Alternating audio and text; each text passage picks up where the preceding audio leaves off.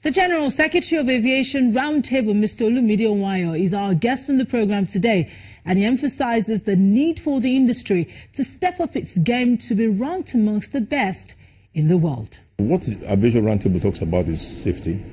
Safety, and safety always.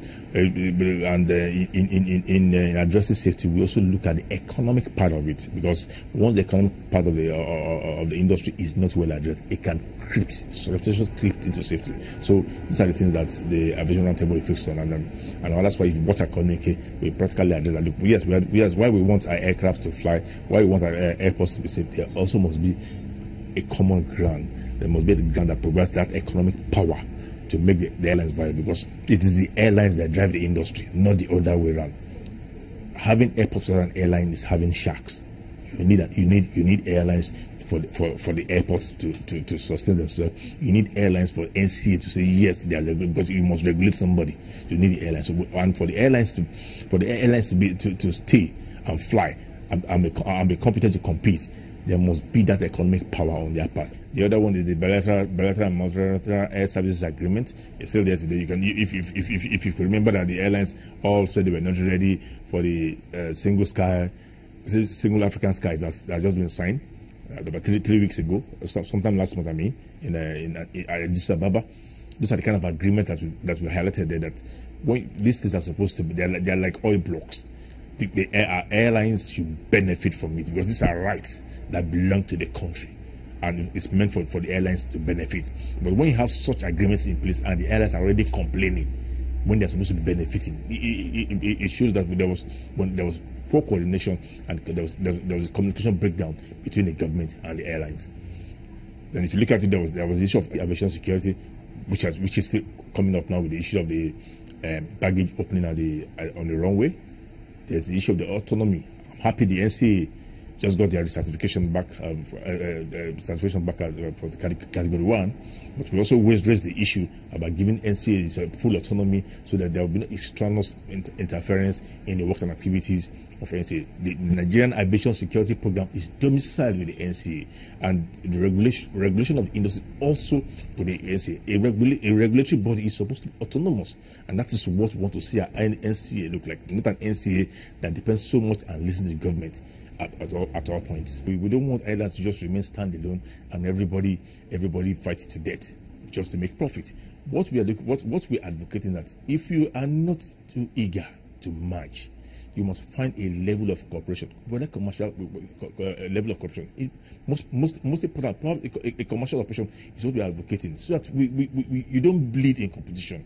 We want to see our airlines come together, improve their capacity and improve their processes. And in doing that, you cannot stand alone. And that's why today, if small air carriers, ASKY, has partners, Rwanda Air has partners with foreign airlines, and we have our airlines there, and we don't have partners, then something must be wrong with what we are doing.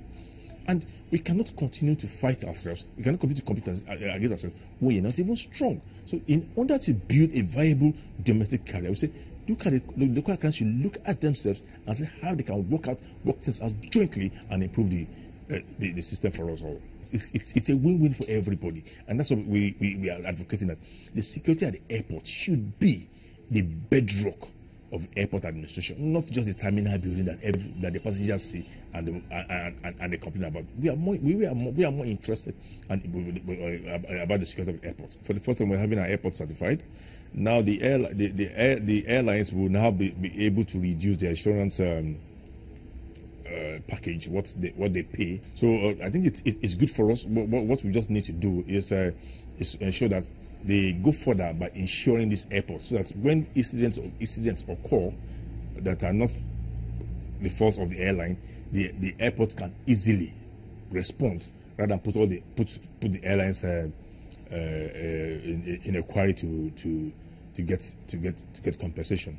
But one of the things we raise there are the issues of the industrial relations. We want to see more harmony between the agencies and their workforce. We do not want to see whereby the workers down tools, or workers are made to go and block the airport and stopping airlines from flying because they are owing. I think the unions should be allowed to do their job, while those who are supposed to get money, whatever debt being owed agencies should do their job.